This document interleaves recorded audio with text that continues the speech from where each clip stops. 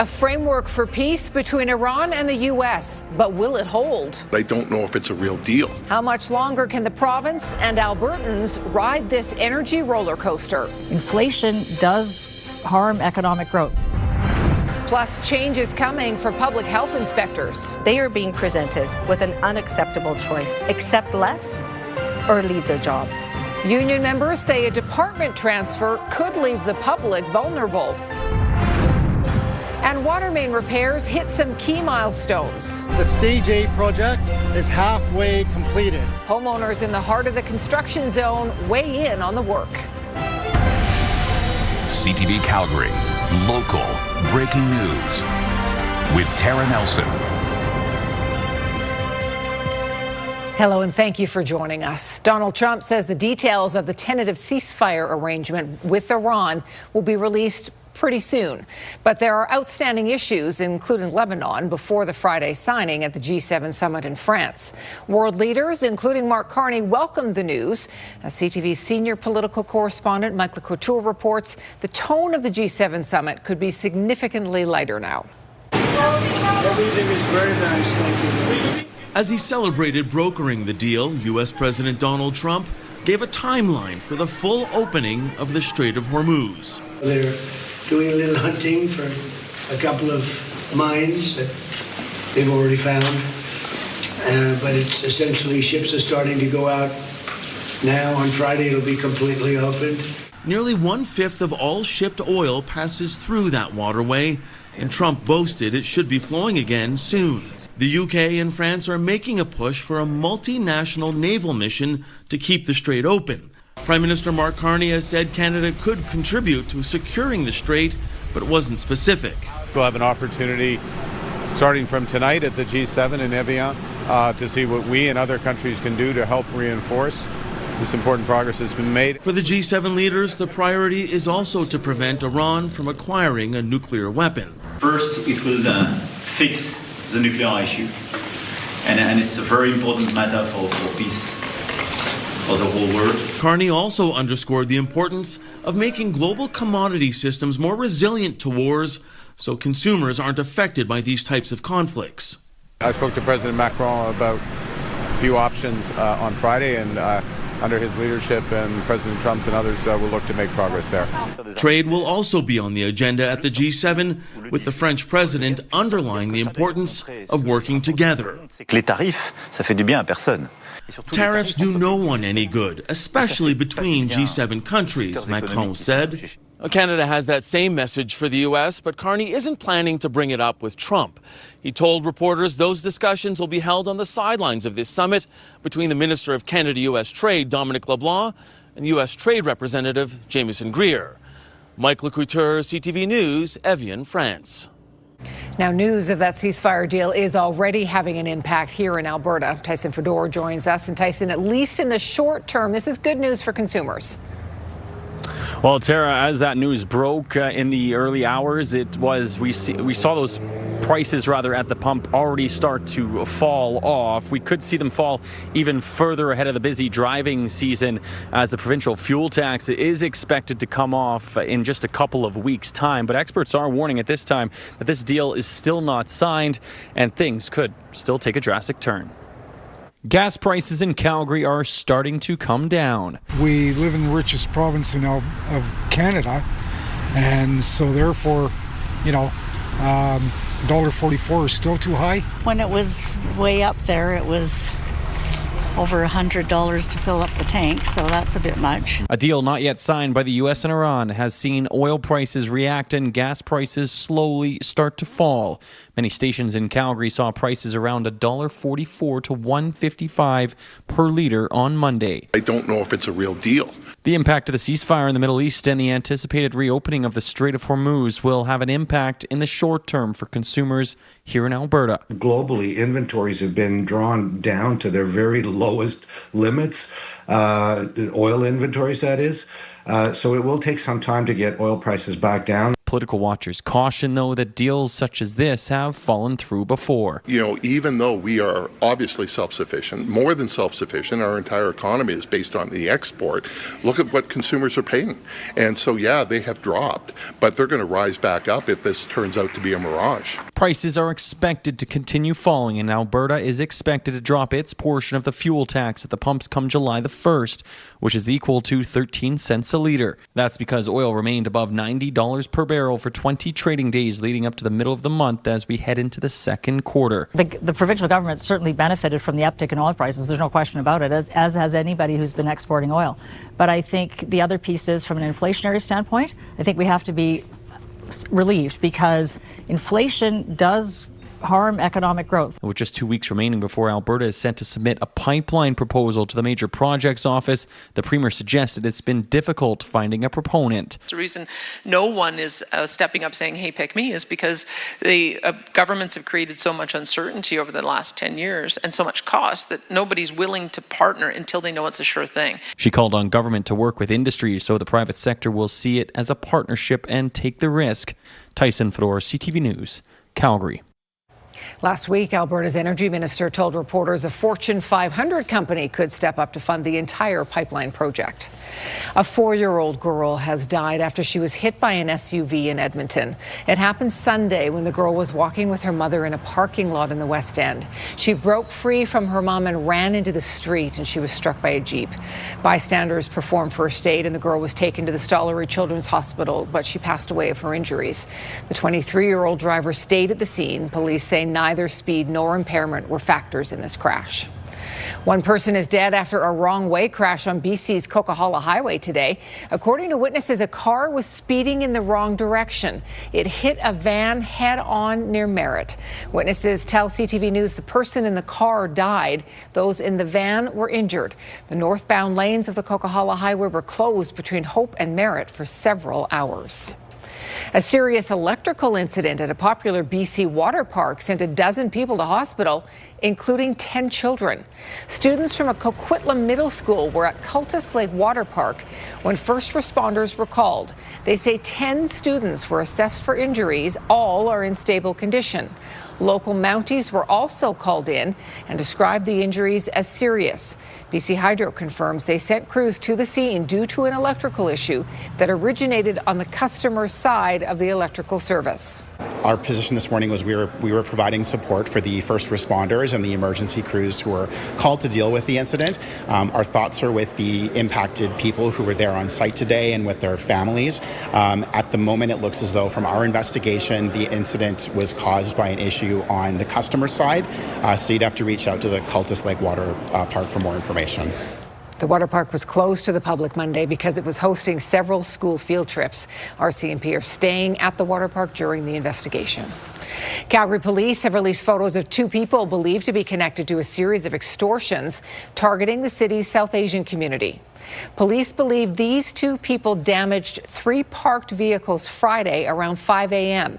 The vehicles were parked in the 300 block of Skyview Parkway Northeast. That is the same area of an extortion-related shooting on March 4th. In the vandalism incident, police are searching for 2 suspects and a gray Ford Expedition. Anyone with information is asked to contact police or submit an anonymous tip to Crime Stoppers. Health inspectors in Alberta check everything from restaurants and daycares to drinking water, swimming pools, and the safety of rental apartments. They say a government plan to move them out of Alberta Health Services and into another government department could put all of that at risk. Kevin Green explains. The province is moving all 336 public health inspectors out of Alberta Health Services and into a new government department.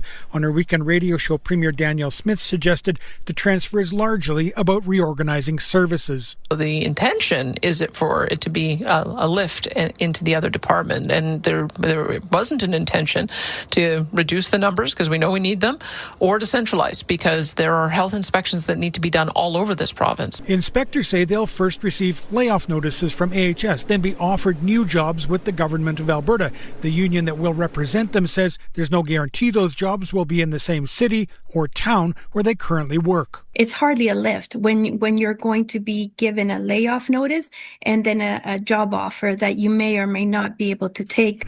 In a statement to CTV News, a spokesperson for the Ministry of Primary and Preventative Health Services said there will be no layoffs and no centralization as a result of this transition. Public health inspectors will continue serving communities across Alberta, and our goal is to ensure affected employees are treated fairly and respectfully throughout the process while maintaining uninterrupted public health services that Albertans rely on. Inspectors say they don't believe those assurances. They point to wording in a recent letter of understanding that says employees will receive conditional offers of employment and that to the extent possible they will be offered positions in the city where they currently work. Inspectors say those phrases leave too much uncertainty about future jobs, work conditions, and pay. They will also switch from the Health Sciences Association of Alberta to the Alberta Union of Provincial Employees and say their hours will be reduced. That will result in 130 less working hours per day, and that's the equivalent of 18 full-time inspectors. So that's like knocking out an entire team overnight. Inspectors say fewer hours could mean fewer inspections and longer waits for the services they provide. Kevin joins us from McDougall Centre tonight. So, Kevin, are the two sides still negotiating? They are, Tara, but the employees, the health inspectors themselves, say they feel stuck in a process they have no control over. They remain members of the Health Sciences Association of Alberta, the union that they're currently in. Once the transition is complete, they'll be moving to AUPE, which is the union negotiating with the province. AUPE is not allowed to speak to the health inspectors because they're not presently their union, although the province today sent a letter to them accusing AUPE of being the agency that's stalling the talks here. The negotiation deadline is Wednesday. Inspectors say the layoff notices and the rehirings are expected to happen at the end of July. Back to you. Okay, Kevin Green reporting. Kevin, thank you. A Calgary philanthropist and former member of the Flames ownership group has passed away. Alvin Libben was a proud Calgarian with interests in real estate, oil and gas, and financial services. He established the Alvin and Mona Libben Foundation, which helped fund cardiovascular research and care from Saskatchewan to southern Alberta and eastern BC. Alvin Libben was 95. You're watching CTV News, Calgary. Construction of the Bearspaw South Feeder Main is now more than halfway complete and on schedule. Moses Woldu joins us from the Northwest tonight. So, Moses, what are they currently working on and what streets will be open to residents? Well, Tara, they're currently working on 16th Avenue, just right around Shoaldice Park. We're actually across the street from it. And as you can see behind me, some of the tubing that will be going in as they get that underway. Now, moving along, of course, like I said, on 16th Avenue, the adjacent roads that will be affected are 44th Street, Home Road, and 29th Avenue Northwest, all remaining on schedule. Micro-tunneling is about 51% complete, and installation of the concrete carrier pipe is at 55%. The concrete carrier will be lined with a steel pipe. Sections of that steel are expected to be arriving in Calgary over the coming weeks and to be installed as it comes in. Meanwhile, work on 33rd Avenue between 77th and 83rd Street has been completed, but there's more to do, including along 34th Avenue. Now, the city says there are a number of key factors to the construction being on time and on budget. They've done a ton of planning to make sure that they were ready for elements that would come up. And so as you look behind us, you can see all of the wooden matting that's out, which allowed them to keep working through all the rain that we've had over the last few weeks. And they are really committed. They're very much focused on quality, safety, and schedule. Now, as for those residents that are living nearby, so for example, Stage B, that's along 34th Avenue and 77th to 83rd Street or so.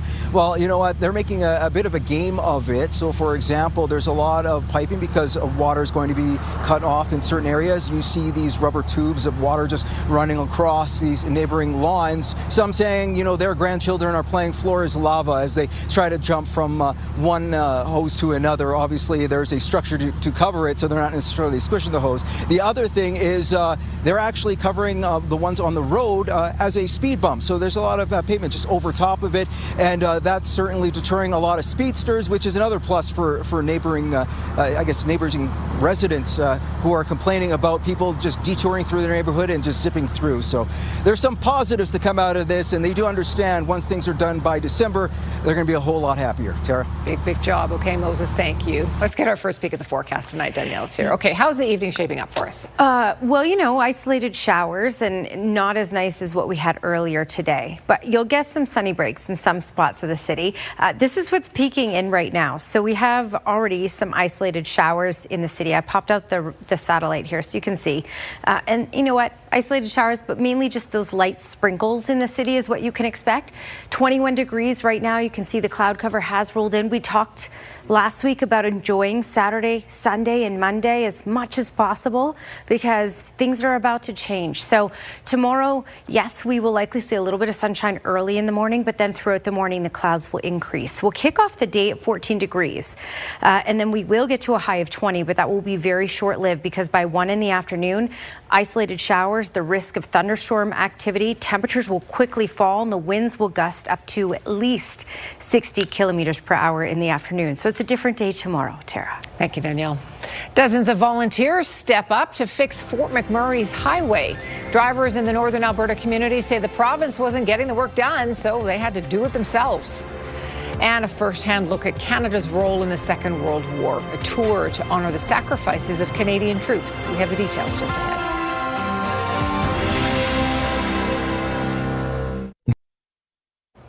We told you Friday about a pothole filling initiative in Fort McMurray. Residents say the roads up there are a mess and they are fed up with the condition of the only highway in and out of town. So they filled hundreds of giant craters themselves. CTV's Nara Manisa has the update. This demonstration was not a one-man show. This shows the will and the power and the love Fort McMurray has. What started off as a protest soon turned into a community initiative. And we hit the road by 10 o'clock with over 85 volunteers. And they're all specialized professional landscaping construction companies. Mohammed Tarabin is the organizer behind a movement to fill potholes peppering Highway 63. He says they were forced to take matters into their own hands. After a few months of complaining and sending emails, the whole community of Fort McMurray were a bit fed up with the empty promises and lip services from the Minister of Transportation. In a nearly 2-kilometer stretch, more than 200 potholes were filled. Tarabin says it's unfortunate it came to this. We're very law-abiding citizens. We're a bit civil disobedient as well. But my point is this, enough is enough. In a statement to CTV News, the Alberta Transportation Ministry says it put in an accelerated maintenance plan in place and will continue repairs weather dependent. A new pothole repair work order was also issued on June 4th. Tarabin says he's giving grace to the province for the next couple of weeks. However, he's fixated on this pothole by Wandering River, south of the city. If that road is not fixed by July, you're going to see me on the highway again. RCMP does not recommend what Tarabin's group did, but have not handed out any tickets or fines. Nara Manisa, CTV News, Edmonton. New financial support is on the way for Alberta's foster, kinship and permanency caregivers. Alberta's government is investing over $3 million to increase rates and expand support for caregivers. Starting June 16th, the province is tripling caregiver referral incentives to $1,500. It will come in 2 separate payouts. Eligibility for the Refer a Foster program is also being expanded to include kinship and permanency caregivers, nonprofits and community groups. Foster and kinship caregivers are the foundational infrastructure for the child intervention system. Foster and kinship caregivers provide nurturing, loving families and a life that allows children to heal, to feel safe, and to experience stability and predictability. The province says it hopes the increased rates and incentives will encourage more Albertans to become caregivers. 4 NDP MLAs, including 3 long-serving members, will not be seeking re-election in 2027. Calgary Buffalo MLA Joe Ceci, along with Edmonton MLAs Laurie Sigurdsson and Marlon Schmidt, were all elected in 2015 alongside Rachel Notley's government. All 3 served in Notley's cabinet, with Ceci serving as finance minister. Calgary Varsity MLA Luann Metz is also retiring after 1 term. The current NDP leader thanked them for their service, but says he doesn't think it will impact the party's chances heading into the next election. I'm just really grateful to all of them. This kind of change happens in every party, but the vast majority of our colleagues are really excited about the potential to form government and what we can do in government. When asked if he would run in Ceci's Calgary-Buffalo riding, Nenshi, who currently has a seat in an Edmonton riding, said he is debating whether to run in Calgary in 2027. Nomination dates for all 4 ridings will be announced in the coming weeks. This is CTV News, Calgary. Okay, I want you to know I finally used my couch cushions outside on the weekend. Now you're basically telling me I have to cover them up. For the first time this year, might I add. Yeah, I apologize to you and everybody else for that. Yeah, we're going to have to take those cushions inside and keep them inside for quite a bit, for most of this week, unfortunately. So yes, we talked about this last week, enjoy the Saturday, Sunday, Monday as much as possible, because then it's unstable. And I mean, here we go. It's just beginning. Tip of the iceberg, as they say. 21 degrees is the temperature in the city. We did get up into those mid-20s in Calgary, 24, 25 degrees. 25 still in Lethbridge, 26 in Drumheller right now. And it's in those mid-20s still for Brooks, Medicine Hat and Milk River. The winds have been calm today in southern Alberta, maxed closer to 40 for Medicine Hat and Pincher Creek, but everywhere else, not even gusts registering. Very different story for tomorrow. Tomorrow will be a very windy day, and the further east you are, the windier it will get. So closer to the Saskatchewan border, you're looking at 80 km/h gusts, maybe even 90. We may have some warnings sparked up for wind tomorrow. Calgary, 60, even 70 potentially. So it'll be a very windy day for tomorrow as the system really makes its way in. So here's the tip of the iceberg, as they say. This is just isolated showers right now. Some localized pockets are a little heavier, but predominantly it's just some light rain here and there. As we head through tomorrow, though, that's the different story. So here's a look at just Calgary right now. Yes, we have some isolated showers. You can expect that right through the evening, on off really, and along Highway 2 down through Claresholm towards the Lethbridge area, Pincher Creek as well, but predominantly light in nature.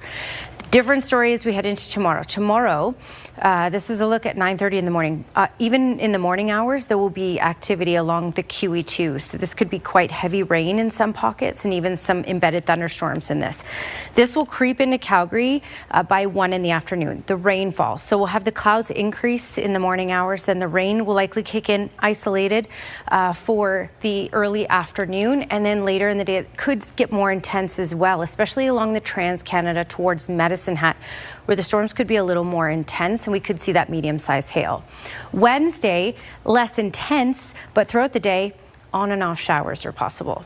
So it's the sunshine, well, we kind of got to say bye to that. We'll see a little bit tomorrow morning. Yes, we have a high of 20 expected for tomorrow, but that will be very short-lived. That will be around noon, 1 o'clock, and then temperatures will quickly fall off as these cells push through, down to 14 in the afternoon. Again, 17 for Wednesday, isolated showers, and then stable for Thursday and Friday. The next system rolls in on the weekend, and likely we'll get 10 millimeters of rain on Saturday. That's your Action Furnace 5-day forecast. Canadian Armed Forces had a large presence in Italy during the Second World War, and Valor Canada is hosting an Italian battlefield remembrance tour in November that you can take part in. The people who've signed up so far to go all had families stationed there in the early 1940s, but organizers say this is a chance for anyone to walk in the footsteps of those young Canadian men and learn about their sacrifices. Kevin Fleming reports. Mark Illing's father was forced to flee Czechoslovakia during the Second World War and ended up in Canada. Illing has always been intrigued by those war years and how it impacted his family. And now he's going to Italy to learn about his mom's relative, who was a partisan fighter. And he ended up dying in a German concentration camp 2 weeks before the war ended. And I just found that out just by looking up my family history after I'd signed up on this trip. Illing is one of about 15 people who are heading to Italy for Valour Canada's Battlefield Remembrance Tour. Our guests will be experiencing where Canadians actually fought, where the battles took place. We'll be visiting cemeteries, historical sites, and museums along the way. John Adams says this is the first time Valour Canada is hosting an historical trip to the European theatre. I think having people that are connected and really feel, and see and touch, not just from a book or a YouTube video, but actually be there, will be very powerful. Vicky Sotvet has spent 9 years researching Canadian military battles in Europe and will be the tour's historian. She also has a personal connection to a soldier in the Italian campaign. One of them was my great uncle, Peter McGowan, and he was actually taken prisoner in Italy and marched back to Germany from there. Sotvet is excited to walk in the footsteps of Canadian soldiers and see the landscape they traveled through and fought in. When you're studying these guys and you spend so long with those individual stories, you start to feel like they're your friends almost. And I'm really excited to get to go and see where these stories actually happened and where these people actually were. Organizers say this trip is a chance for people to make a special connection to long-lost family members and share their stories when they can't anymore. Kevin Fleming, CTV News, Calgary. So interesting. There are about 30 spots on the November tour. About half are already booked. Organizers are hosting an information session if you'd like to learn more on June 26th.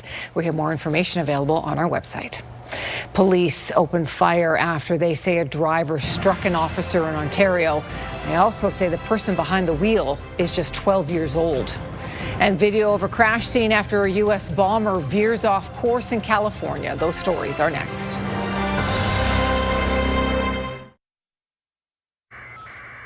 A B-52 bomber crashed shortly after takeoff at a U.S. Air Force base in California's Mojave Desert. 8 crew members are believed to be dead. The bomber was on a routine test mission when it happened. In Toronto, a 12-year-old boy is in custody tonight facing charges, including attempted murder, after a police officer was struck by a car. Investigators say the boy that was driving that vehicle, the vehicle they ended up firing shots at after they responded to reports of a stolen car. CTV's Beth McDonnell reports. With sirens and lights blaring, a Toronto police officer sits on the ground up against the guardrail on a bridge. This is the scene after Ontario's Special Investigations Unit says a chain of events unfolded involving a police officer firing at a stolen vehicle driven by a 12-year-old boy. His passengers, another 12-year-old and 13-year-old. I think I heard 3 all after each other, like boom, boom, boom, in the sequence like that. And then I heard and saw the car speed off this way. The SIU says the chaos began with a call to police around 1 in the morning about a vehicle being stolen. Officers used 2 cruisers to box the car on the bridge. When the 12-year-old driving tried to get away, an officer was hit by the car. And in the course of that, there were multiple shots fired at the vehicle by that officer. The driver then fled this scene and abandoned the vehicle a short distance away from here. Here is the vehicle, the doors flung open, sitting about 1 kilometer away. One resident in the area tells CTV News she heard what sounded like young people running, saying something to the effect of, "We got to get away from the cops." The SIU says the driver was caught a few blocks away from the car. The other 12-year-old was also caught, and the 13-year-old is still out there. Saw guys with, looked like they had assault rifles, police, and with flashlights, looking in everybody's backyard. This is the 3rd serious incident causing a police officer in Ontario to either be injured or killed on the job within the past week. Last Tuesday, OPP Constable Taryn Bali was struck and killed by a driver in Northern Ontario. Then on Thursday, Toronto Police Constable Mark Pinizzato was executing a search warrant when he was shot and killed. The officer hit in this case went to hospital with serious injuries, but has since been released. The violence against police officers need to stop, and we were lucky we don't have another dead police officer here today. Officials say the 12-year-old boy driving the stolen vehicle sustained non-life-threatening injuries, either from being grazed by the bullet or glass from the vehicle. He is now facing several charges, including attempted murder. Beth McDonnell, CTV News, Toronto. All right, a little bit lighter next. A lot of people are getting caught up in the World Cup excitement. It's not just fans getting decked out, though, as you're about to see. Our trending videos are next.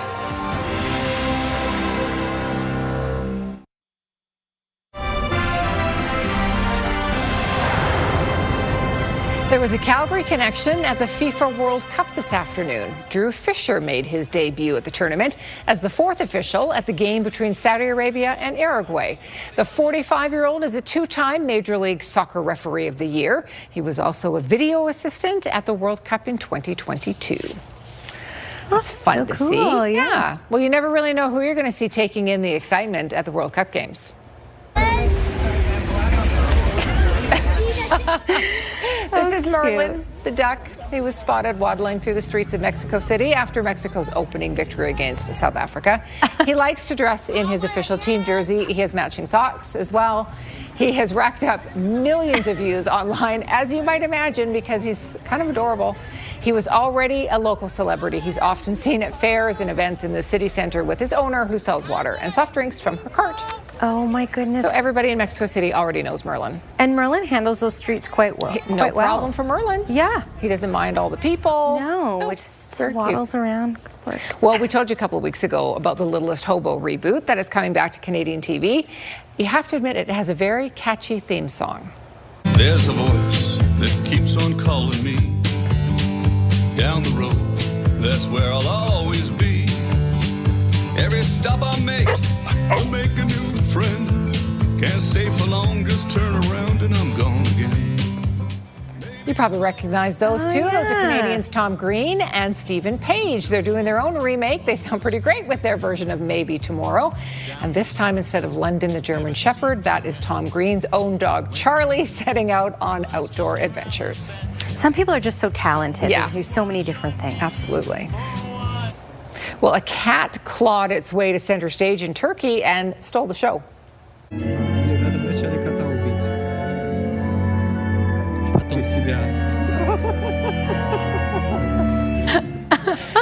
Yeah, this is a live performance. So this friendly and ambitious feline came onto the stage for the final death scene of Romeo and Juliet.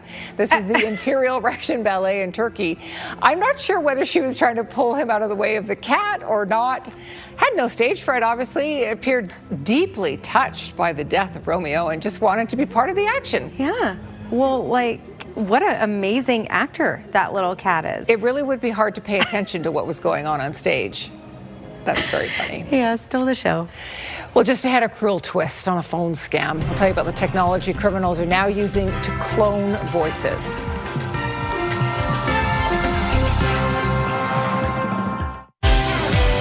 Your Morning Minute, presented by Wellings of Calgary. Wellings of Calgary is a 55-plus independent active living community, and that's where I am today. I'm joined by General Manager Mark. And Mark, before members even move in, you're there to help them with the daunting and overwhelming task of downsizing. Yeah, absolutely. We have great partnerships with realtors. We have great partnerships with downsizers, and they walk prospects through that whole process of what do we get rid of, what do we want to sell, what do we want to donate. They pack up for them. Wow. They move everything to the Wellings. They unpack, get them settled in, and we try to make that an easy transition, including for ourselves as we've gone furniture shopping with prospects. We've taped the floor out to after measuring everything so they can walk through and make sure that everything fits properly. And it's smooth. Thank you so much, Mark. And of course, if you're interested in booking a tour or finding out more information, wellingsofcalgary.com, and you can catch Your Morning Calgary weekday mornings from 6 to 9 on CTV and Crave. Okay, your 24-hour forecast here. Let's get into it. There's a lot of cloud cover that is pushed in. We've had isolated showers in the city as well. When you look at conditions and temperatures, we had a beautiful day today. The winds were calm for the day. We got up to 24, 25 degrees. Normal is 21, so we've been above normal today. We're now down to 21, the clouds, and things have, really started to cool down for the day, but it's still quite nice. And, still take your time and enjoy it. You may run into a couple raindrops, though. The next few days are going to be unstable. It's 21 right now in the city, 24 in Brooks and Medicine Hat, 25 in Lethbridge, 22 in Pincher Creek. Here's really just the beginning. So this is wave number 1. Isolated showers, we've had that down QE2, Highway 2, Calgary, we've seen a little bit of this. Even some thunderstorm activity, non-severe in central Alberta. And just to zoom into Calgary, you can see that there's a little more behind it that's developing. So the on-off isolated really light showers possible right through the next few hours, and then things quiet down overnight. This is your 24-hour forecast brought to you by Action Furnace. Fix right or it's free. Different story for tomorrow. So yes, we may start out with a little bit of cloud cover in the morning, but the clouds will increase throughout the late morning and definitely throughout the afternoon. This icon is wrong here. We're looking at showers and thunderstorm activity possible for the afternoon. The winds will pick up to 60, even 70 kilometers per hour, and then the temperature will quickly fall off for the afternoon. So we'll go from 20 at 1 in the afternoon, and then by 2, 3 o'clock, we're down to 14 degrees. Tara? Thank you, Danielle. A peace deal between the U.S. and Iran is expected this week, and today oil prices are dropping. Iran says it plans to charge service fees to oil vessels using the Strait of Hormuz.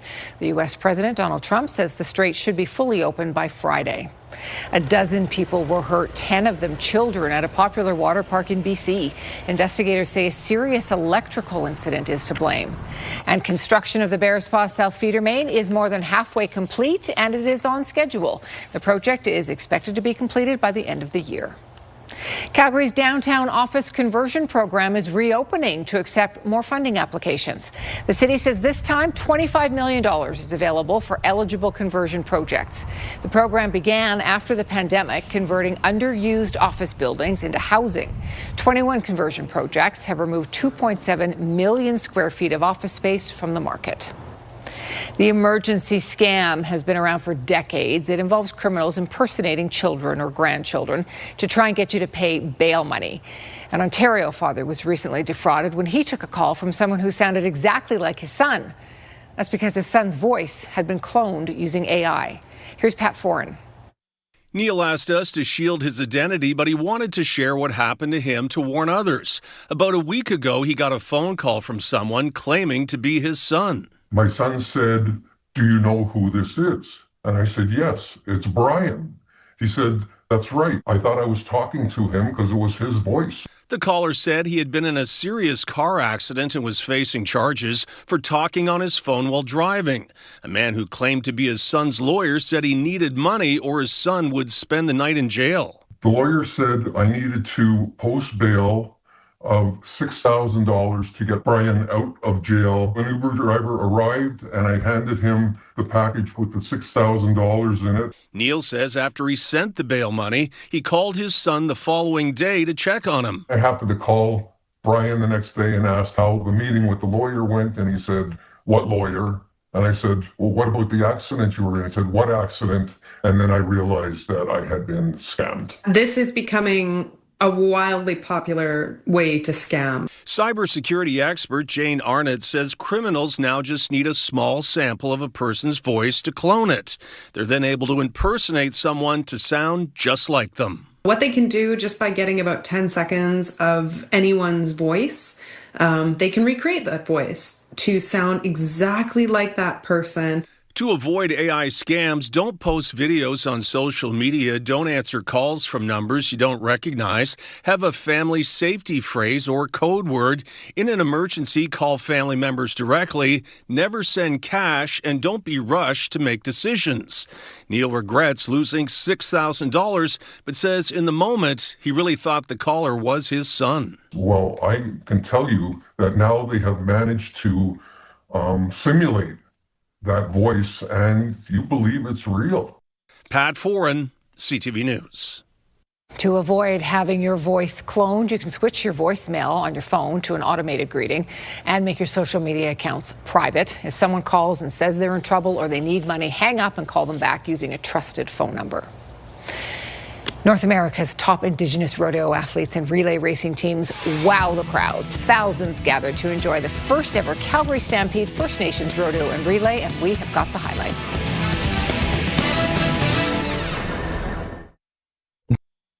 And they're going to clinch it appropriately with a total team effort and a shutout. The Carolina Hurricanes have won the Stanley Cup. The Hurricanes won their first Stanley Cup in 20 years yesterday. Carolina shut out the Golden Knights 3-0 to win the series in 6 games. 37-year-old Jordan Staal won the Conn Smythe and becomes the oldest player to win playoff MVP. Rod Brind'Amour was captain when the Canes won their first trophy in 2006. This time around, he lifted the cup as head coach. Taylor Hall scored the game-winning goal and hoisted the cup last night. He was born in Calgary before moving to Ontario. Hall was drafted first overall in 2010, and as you can see by these photos, he has fulfilled his childhood dream. Very cute. The inaugural Calgary Stampede First Nations Rodeo and Relay brought together top Indigenous rodeo athletes for a night of competition this weekend. Amy Stalker reports. Almost 7,500 people cheered on the athletes at the first ever Calgary Stampede First Nations Rodeo and Relay. This is what every little kid dreams about when they come in and see these big chutes of Calgary, and to be able to ride here is pretty amazing. It featured disciplines you see at the Calgary Stampede, like saddle bronc riding and steer wrestling, and one you won't, the relay race. The relay races are a 3-man team. You have 2 guys holding horses and 1 rider, and he'll make a round around the track. He'll come and switch horses, go another round, and come and finish on his 3rd horse, and it's all about horsemanship, speed, and athleticism. The seeds for this event were sown at last year's Rotary International Convention. The Stampede staged a few relays, and they were a big hit. We don't have the capacity to add more to Stampede time, so we thought, let's create a standalone event.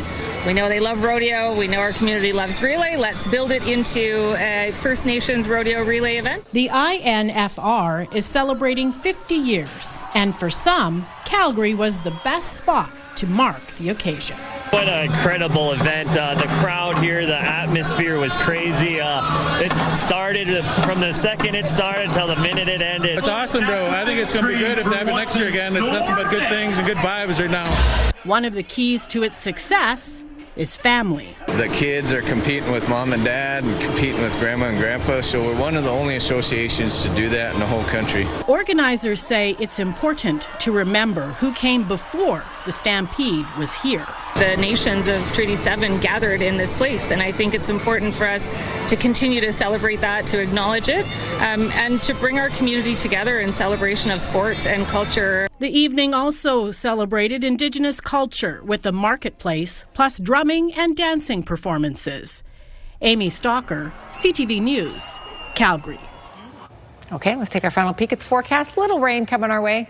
Yep, some rain. We've already had a little bit in the city. That's just the beginning of what's to come. So about 5 millimeters is possible tomorrow. We're looking at the clouds increasing throughout the morning, and by the noon hour will be mainly cloudy. Then by 1, isolated showers will start to kick in, and we have the risk of thunderstorms as well. The gusts will kick in up to at least 60 kilometers per hour in the afternoon, and the temperatures will quickly fall. So it's a bit of an active afternoon for tomorrow. It will be active on Wednesday, but less intense. Just a high of 17 though, and still pretty gusty, up to 50 kilometers per hour.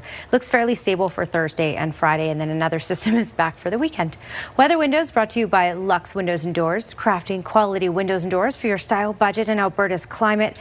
And Roy Miller sent this one in from Longview, lilacs and the mountains. How's that for picturesque? Beautiful. Thank you for your company tonight. Have a terrific evening, and we'll see you again tomorrow.